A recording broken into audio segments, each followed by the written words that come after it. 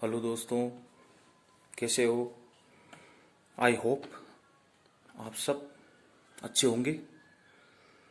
Corona महामारी की वजह से यार क्या करें, कोरोना महामारी की वजह से बाहर तो जाकर वीडियो शूट कर नहीं सकते। इसलिए मैंने सोचा कि घर पर ही कोई कविता बनाई जाए और दोस्तों के साथ शेयर की जाए।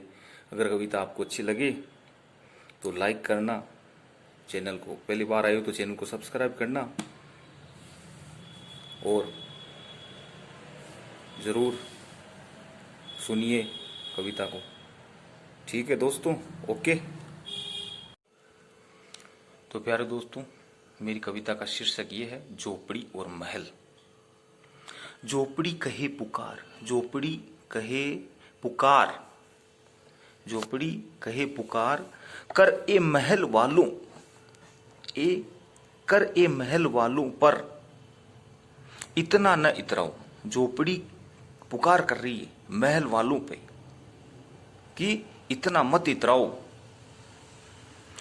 मेरे पैर जमी पर, मेरे पैर जमी पर,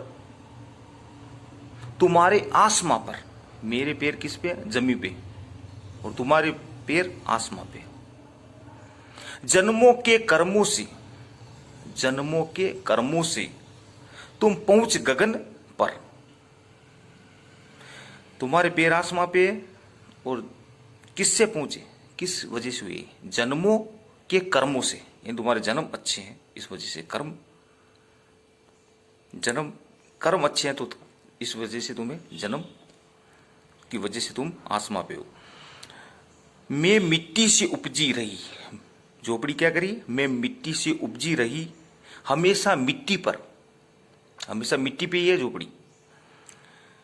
जमी पर रहकर समझती, जमी पर रहकर समझती, झोपड़ी क्या करी? जमी पर रहकर समझती आदमी का दुख दर्द। जमी पे रहती है झोपड़ी और आदमी का दुख दर्द, तकलीफ, पीड़ा और अपनी मनोभावना वो सब समझती है। आदमी का दुख दर्द तुम भावनाओं से अलग, आदमी का दुख दर्द और भावनाओं से अलग।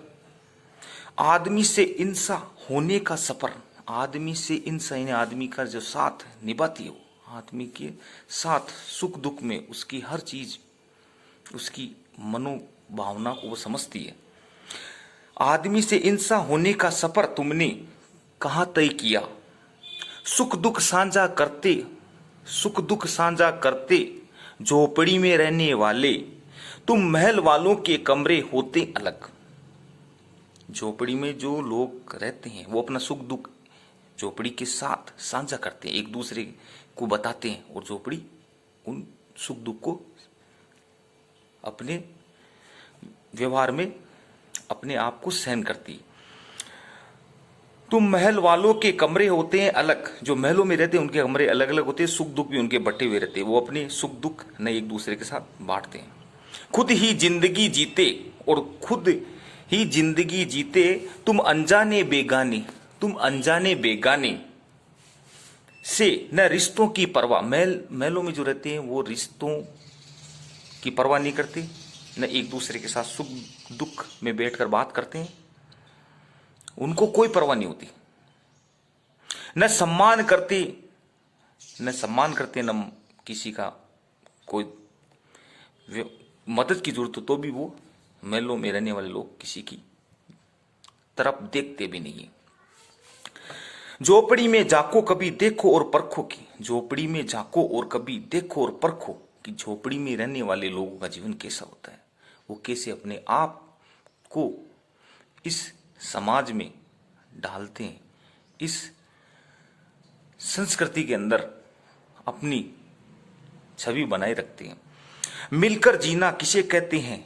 मिलकर जीना किसे कहते हैं? आपसी मेल जोल से, प्रेम से, व्यवहार से वो जीते हैं। जिस दिन दूरी मिटेगी झोपड़ी और महलों की, सभी केवल इंसान होंगे। जिस दिन झोपड़ी और महल यानी अमीरी और गरीबी का ये जो दायरा बना हुआ है, छोटा और बड़ा का, ऊंच नीच का, ये सब खत्म हो जाएगा। उस दिन सभी केवल इस संसार में इंसान होंगे, और इंसान सबसे खूबसूरत ईश्वर की बनाई हुई मूर्ति है। तो आपको मेरी कविता कैसी लगी? प्लीज इस कविता को गहराई से समझना और मेरे चैनल पे पहली बार आई तो लाइक और सब्सक्राइब करना, कमेंट करना मेरी कविता के बारे में आपको कैसे विचार लगे। अगर मेरे से कोई त्रुटि हुई है तो मुझे क्षमा करें, और आपको कैसे लगी प्लीज लाइक, शेयर और कमेंट